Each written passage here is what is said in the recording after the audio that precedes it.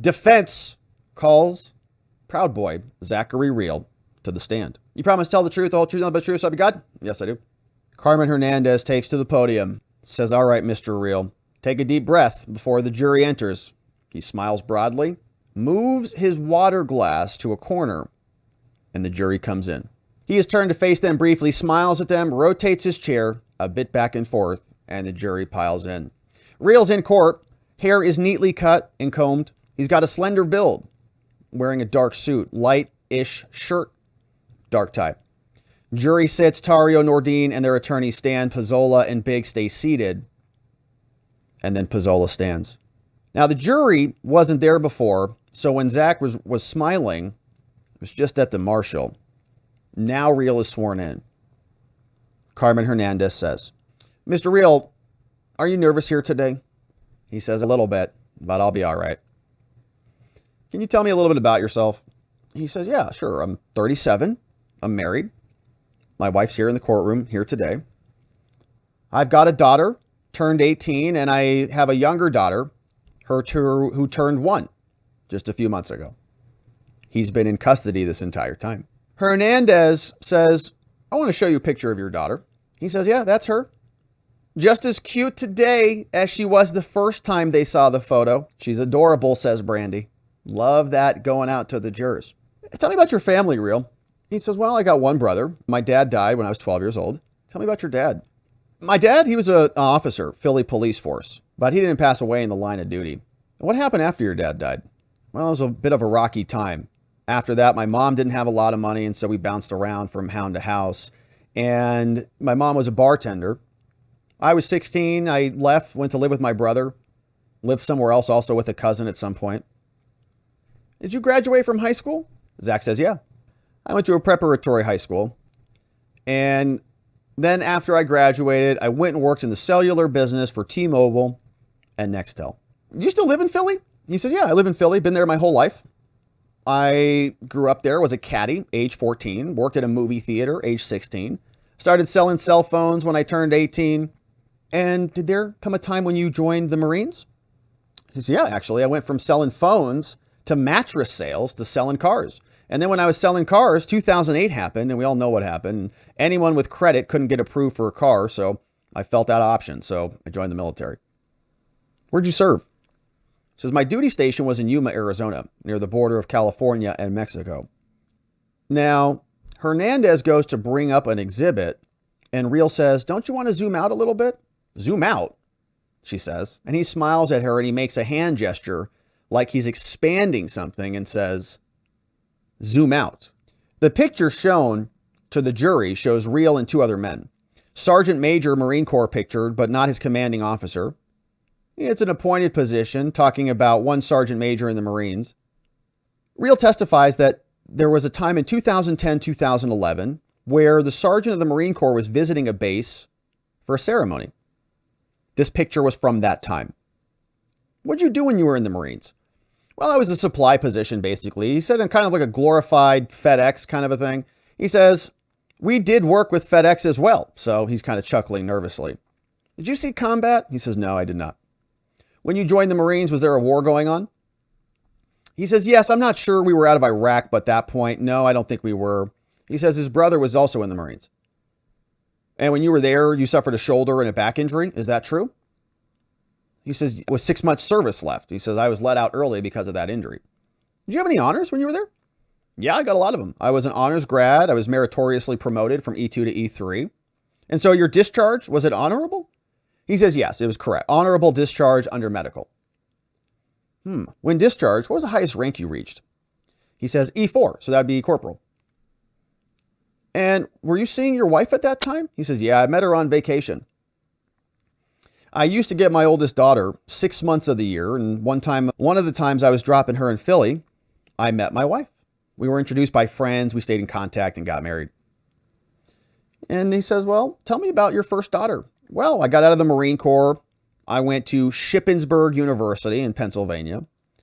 Found my soon-to-be wife in college there. Thought we'd go out, we'd go to college together. So he ended up switching colleges, went over to Temple, and his wife joined him. How did you pay for your education, Zach? He says, well, basically the GI Bill. I says, I also did vocational rehab program, which is similar to a GI Bill, which gives you school full-time with a stipend. He explains how all of that works, majored in finance, and swapped over to marketing. Tell me about your parents, Zach. Did they ever finish high school? He says, I don't think they finished high school, to be honest with you. I think I'm the first one in my family to graduate college. Hernandez says that his grandfather was also a police officer in Philly. And so, Zach, when you graduated from college, that was kind of a big deal for you? He says, yeah, it was a big deal. Something I'm very proud of. You graduated in 2016? He says, yeah, I believe so. And then what? I tried to find a job in my field, and so I went back to school, and that's where I got my master's in innovation management and entrepreneurship. Innovation management, huh? What is that? He says, well, it's just kind of a cute name that Teppel came up with for engineering. Innovation management for engineering. Yeah. And how'd you do there? He says, I did pretty good. I got a 3.6 GPA, somewhere close to that. You're pretty proud of that? He says, yeah, absolutely. I mean, something I strive for since I got out of high school. Didn't have the means and the money to do it and just couldn't go. So to go to college, like some people did, the military stepped in, allowed me to do that. So I'm grateful for that. Carmen asks, once your dad died, your mother and your brother and you had kind of difficult financial situations. Is that right? Yeah. You said you moved from house to house. You stayed with friends a lot. Well, I didn't say that. I mean, we did move a lot. How did you come to know Henry McGill? Another person. Well, I met him during my time in Yuma. We met at a bar. Nothing else to do in Yuma but drink and party. That is true. Shout out to Yuma. At first, he says, what was the name of the place you guys met? He says, gosh, I don't even remember. No pressure, right? Says, we did similar work and hung out together. They were part owners of a bar. She says Rehl's kind of rambling on a little bit, talking about meeting aspiring rappers in a place where musicians could perform. And tell me more about McGill. He was a medic in the Navy. He was there a lot while he was there.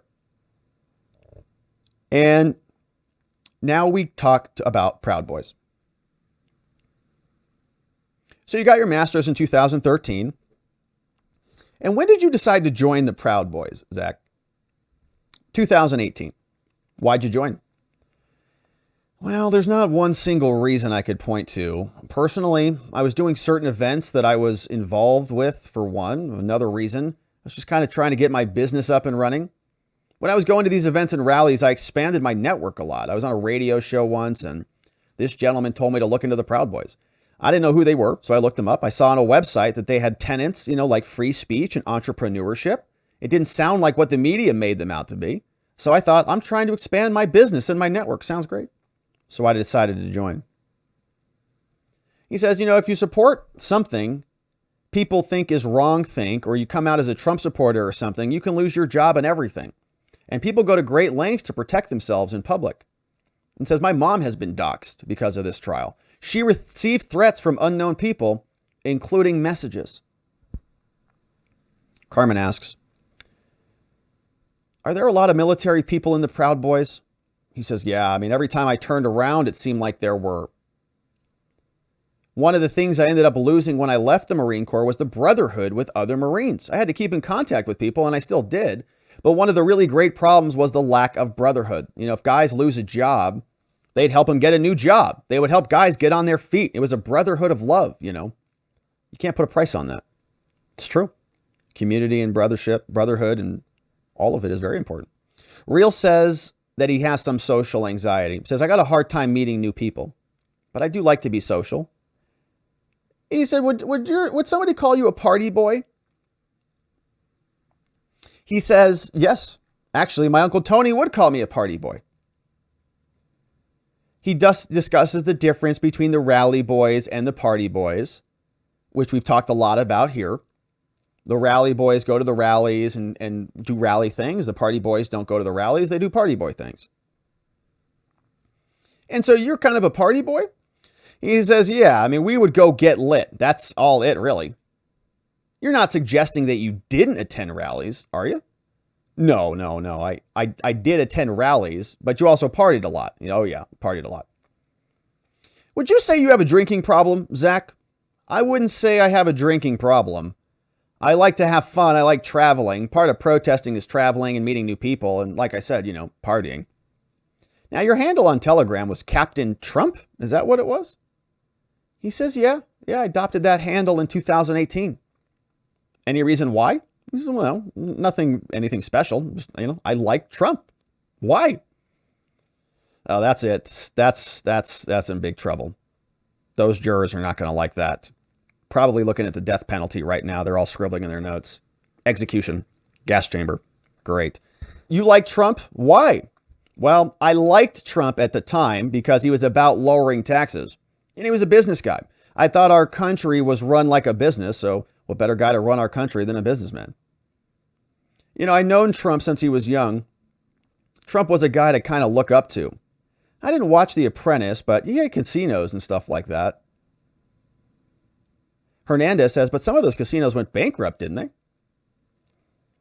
he said, well, I'm not sticking up for him, plenty of people go bankrupt all the time. It's not a big deal. Now, if you want me to say I lean one way or another, he says, conservative guys out there may torch me for this. But I lean independent, Rehl says. Nobody's going to, it's okay, Zach, that's okay. Did Proud Boy membership help his business? No, Rehl says. The reputation assigned to the Proud Boys probably set him back 10 years. Yes. Now, Hernandez asks him about the Proud Boys at the American Legion banquet hall. He says, what did you guys do with your money? Use it to buy beer and pizza? He says, yeah, basically. And the Proud Boys help each other out. They kind of look out for each other. He says, yeah, any aspect possible, we would look out for each other. He said, doxing aside, one of the things we like to do with the Proud Boys is to make better men. He talks about the time when he met Demetrius Robbins, who testified more recently. He said, were you present when he and his family were being harassed by counter demonstrators? Zach says, no, I wasn't, but I was told about it after the fact. Says somebody introduced me to him, and then he paid for his hotel room out of his own pocket.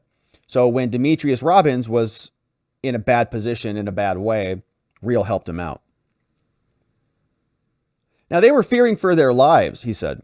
They had a lot of little kids there. Police told them that they couldn't protect them on the walk back to their care. It was about a mile away. They were getting scared, so we just got them a hotel. They had a family, and I said, look, I'll put you in a hotel tomorrow. Should be calmed down, and that's exactly what I did. They were appreciative of that, and then they went home. Now, was that when Robbins and his cousin became a Proud Boy? Well, technically, he was given the first degree by Tarrio, but in the Proud Boys, you're not considered an actual member until your second degree. And then Robbins, they're talking about a block party. Now, they talk about another July night. Hernandez asks Zach, did anybody punch anybody on that night in July? No. Did you assault a police officer? No way. Did you destroy any property in July? No.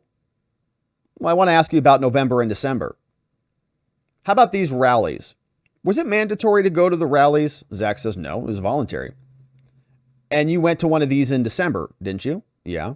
And Jeremy Bertino was there? Yeah. And was he acting aggressive? He says, yeah. He was at a rally there on December 11th and 12th. He says, I was there. I only helped coordinate things a little bit. Some of the activities during the day, but that's it. Was there a protest at night on the 11th? No. He says there wasn't. We walked somewhere. There were some other protests. There was a 12-12 Stop the Thing, a rally. There was a protest. And Carmen asks him, Zach, were you there when Bertino was stabbed? No, I'm pretty sure I was back in my hotel room. Did you see a video of a flag burning or something like that? He says, no, I was definitely in my hotel by then. He says, yeah, there was a bonfire out there on that day. I did not see Bertino get stabbed. We did use radios because sometimes they are useful. I was very vocal about how these radios save one of my guys' lives. Something goes wrong, you can use these radios. They might save your life. There's nothing nefarious about it. Now, you were sending text messages when you brought up the beneficial use of the radios in the chat, right?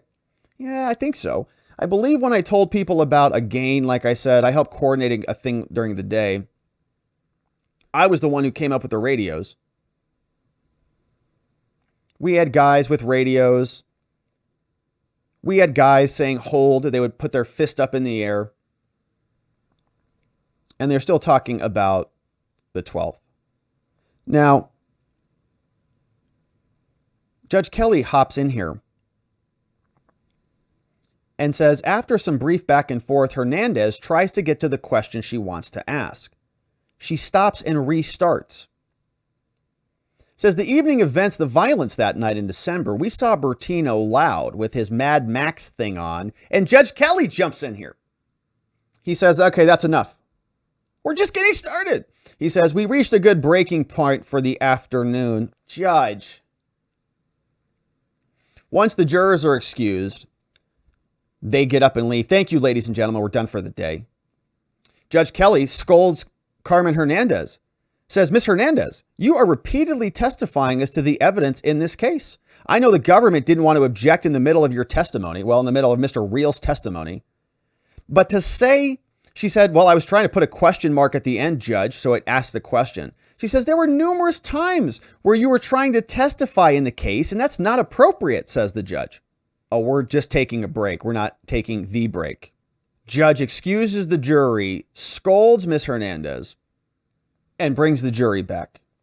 Judge says before the jury comes back, he says, hey, by the way, I've been watching the jury. I'm really happy with what I'm seeing. I'm loving this. The marshal sitting behind Rehl in the witness stand, his head is below Rehl's. Jury doesn't seem distracted by his presence. He's like, I'm feeling really good about my decision. So the jury comes back. Zach Rehl takes a sip of water, looking down at his hands, waiting for testimony to resume.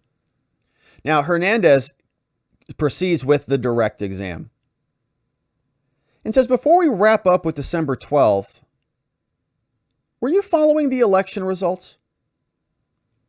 In the summer? Well, I guess in the fall. He says, yeah, of course I was following them. Are you still living in Philadelphia? Yeah, I was until now. I'm in prison now. Thanks for asking. What, if anything, happened in PA during the election? Well, PA was one of the big swing states. Obviously, everybody knows about that. It was one of the 6 states that was contested. What's the definition of a swing state? Well, sometimes the Democrats will win. Other times a Republican will win. And PA swings the election? Yeah, many times it does. He said, well, there was a lot of protests going on. Philadelphia was a hotbed, so to speak. He says Trump was aiming to investigate. He says, I live in Philly. There was a convention center, and that's what Trump was talking a lot about. And you were interested in what was going on after the election, right? He says, yeah, absolutely. The legal process, every time there's an election, objection. Don't know what that was. Every time there's an election, objection. Wonder what he was going to say. Now, he continues. They bring up Doug Mastriano. They say, who is this guy? Well, he was one of the main people involved in an election suit in Pennsylvania. And you remember Rudy Giuliani holding press conferences at the Four Seasons and stuff? He says, yeah, actually, it was pretty embarrassing when Giuliani showed up there at the presser and it wasn't the Four Seasons. He says it was he says very entertaining, no doubt. Were you on social media a lot back then in 2020? He says, yeah, I shared a lot of things about it. Very hot topic. Trump made it very popular. It was all over the newsfeed. Did you post articles? I'm sure I did. Yeah, I posted a lot of stuff. And he says, but what about when it was already certified? And he says, they all do it. All of them dispute election results, launching objections. Prosecutors are objecting like nuts. But he's right about it. Hillary Clinton did it when she lost. Trump was hoping states wouldn't certify, he said. Were you following his posts? Yeah, Trump was on Twitter. He posted all the time. He shared things from senators. Mastriano was one of them. I don't know whether any of it was true. And so what did you think about what Mastriano was doing from Pennsylvania? He says, actually, I think Mastriano is a little too conservative for my liking, actually. A little too much for me. Husher comes off. And now they're talking about the chat. Now, Mr. Rehl, was there a decision by you and the other Proud Boys to create your own self-defense chat? He says, yeah. What was the purpose of that? Well, we wanted to prevent violence. We wanted to protect members from getting injured. And was that a result of what happened on December 12th or not? And he says, well, it was one of the reasons. After the election, we got a huge influx of new guys, and we needed to get more organized. One of the ways we didn't want guys coming in thinking they saw fighting on YouTube, that we were a bunch of fighters. He says, that's not what we were about at all. Have you ever personally attacked, Zach, or punched a police officer at any rally? No, never. When I did events in Philly, I actually worked with law enforcement. I worked with the terrorist task force. Now, you gave us two reasons why you might have a chat. One was to protect members and one was to avoid violence. Is that true? Yeah, to minimize violence as much as possible. And you said that there was an influx of new members, right? Yeah. We just got done having our name dropped on the biggest platform in the world, he says. There were a lot of people who wanted to join but didn't know the first thing about the Proud Boys, so they had their own mindset about what it was, and so we had to vet some of those guys. And that was if we wanted to recruit them at all. I mean, there were a lot of people who were all about protesting, and we're not only about protesting. You know, it's a fraternity. This isn't just a party, it's a fraternity. We engage in networking, entrepreneurship, and drinking. He says lots of it. Tario invited Rehl to MOSD, he says. Yeah, he's the big one. He invited me in. He says, who was the top enchilada of the whole thing? Well, you had the marketing team, you had operations. Tario was part of marketing. Nordine, I think, was another one. Biggs was operation. And Blackbeard John Stewart was a part of something else. Who was the third person in ops? He says, I can't really recall that. He says, I don't even know we were doing that. Are any of the Philly Proud Boys with you? Isaiah Giddings. They joined on a call. There was a meeting one night. They hop on this call together. It looks like it's a Zoom video conference. And Aaron of the Bloody East, or this guy called Aaron Wolkind, was a vice president of the Philly Proud Boys chapter. Anything about his talents that led him to becoming the vice president? Well, Zach says, I tried to run it like a business with a structure. So I didn't just put guys in positions because they were my friends. Aaron loved recruiting, very good at vetting guys, very passionate about it. So he moved up quickly. A lot of guys trusted him, and I made him VP for that reason. Was Aaron a member in a number of chats making provocative statements? Yeah, from what I can recall. Says, yeah, I guess you could say that. Yeah, he was in a bunch of those chats. Aaron was good at vetting. He put him in with the Proud Boys, but didn't admit him to the chat. Now they're asking questions. Can you explain whether when he said something, you did not reject it or agree to it? What does it mean? Remember that the government was saying that if somebody said something bad in the chat and you didn't affirmatively reject it or say something about it or leave the chat, that you were agreeing with it, that you were tacitly approving it. So they ask them this, if you're in a group chat and somebody says something bad and you're not like, apparently you're just as guilty. You agree to that according to the federal government. So they said, what does that mean when you didn't say anything? You didn't reject it. You didn't agree to it. It just flew by on the chat, like happens every single time you're in a chat. It doesn't mean anything. He's a grown ass man, he says. If he says something stupid, chances are there's going to be 4 or 5 other guys who say it's something stupid. None of my business. For me to go into every single chat and go in and correct him and a bunch of other people, that's what we call beating a dead horse. It's not my job to police a chat room. I don't go into every chat room and tell every guy, hey, you said something stupid. Just because I don't correct him doesn't mean I don't agree with everything he says. I'm my own person, for one. There are a lot of these chats. Are all the members of the Proud Boys, grown something men? There are no kids in the Proud Boys? No, you got to be over 21. We go to bars. What did you mean by grown-ass man, she says. Well, it's someone who takes responsibility for their actions. If a man goes into a chat and says something stupid, that's on him. And anyways, if they're saying dumb things, it's probably just bluster anyways. They go back to the chat. Did you bring any members into the chat? Yeah, I brought a couple people in. Wanted to keep it small at first. You mentioned other people were in the chat. Jim Kelly, was he there with you in DC? Saying other people were brought into the chat. They shared a hotel room together. Talks about Finley from the West Virginia chapter. Now, here we go back. I want to get to some J6 stuff. When you were there, did any of these gentlemen, Giddings, Vi, Helian, did any of them assault officers on J6? Did Giddings attack officers? No. Helian? No. Giddings? Not that I saw. No. Finley? No. Rehl?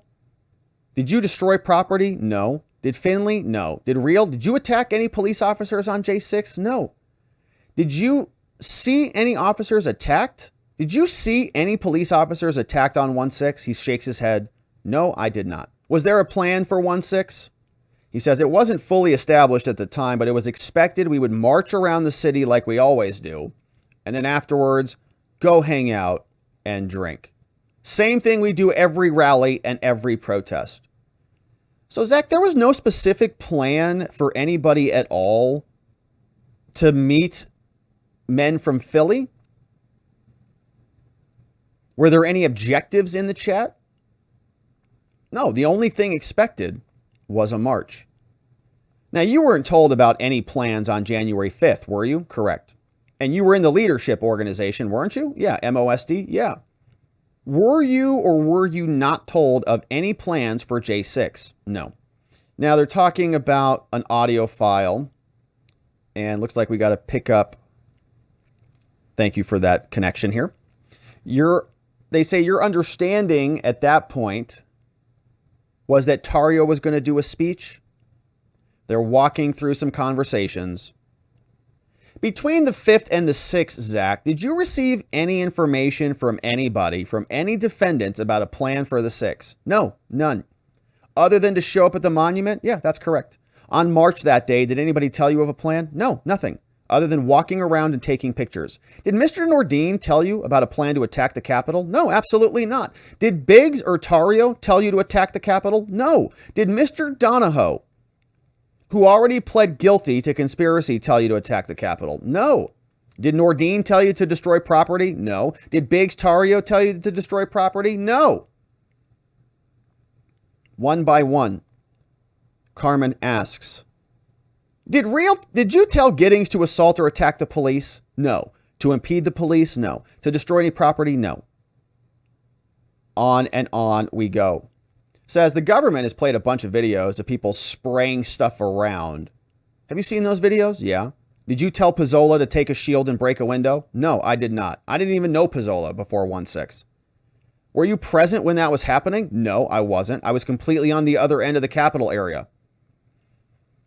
Did you instruct Pizzola to destroy any property, impede any laws, break anything? No, I didn't even know who he was. But you were on a march with Mr. Biggs for most of the day, weren't you? Yeah. And you separated at some point? Yeah, 118, we were separated. I never saw him again. I didn't see him until trial. Now, did you go inside the Capitol? Carmen asks. I did. I went inside the Capitol after it was understood that Mike Pence had evacuated the building, and all the members were also evacuated. That's what I was told by a friend of mine in a text message. Members of Congress were safe. My understanding was that there was nobody in there except for the police. And that's when you entered? And that's when I entered. What difference did that make to you? He says, well, there was a proceeding going on inside. I didn't want to affect anything going on in there. I wanted the legal process to play out. He says, this is the process our country was founded on. That's what was playing out on January 6th. And I had no intentions of going into that building if members of Congress were in there. And I didn't go in until I knew they were out. Did you see any police at the door when you went into the building? No. There were no police officers barring entry to the door that I came through. Well, what did you see? At that time, they seemed welcoming to people coming in at that time. There were hundreds of people. It was like going into a baseball game. Hundreds of people going into one area. There were too many to count. Now, when you were inside there, Zach, did you attack any police? No. No, I didn't. And we end it here. The judge says we've got a hard stop at 5 o'clock. Sidebar. Jury leaves, but only for a moment. Says avoid all media coverage. And that is it for the day. Starting at 9:30 tomorrow, motion in limines coming in hot. 403, we're going to get a bunch of additional filings. Kelly says Metcalf will file his motion tonight. 9:30 a.m. tomorrow. Another great trial thread, courtesy of our friend Brandy Buckman on Twitter. And so Zachary Rehl testified today. He's not done yet. They'll be back tomorrow. We'll surely have a bunch of cross-examination from the prosecutor as well. And so, of course, we will come back. Thank you for subscribing and liking and following along. There'll be a lot more on this, and we'll have new filings to dig into as well.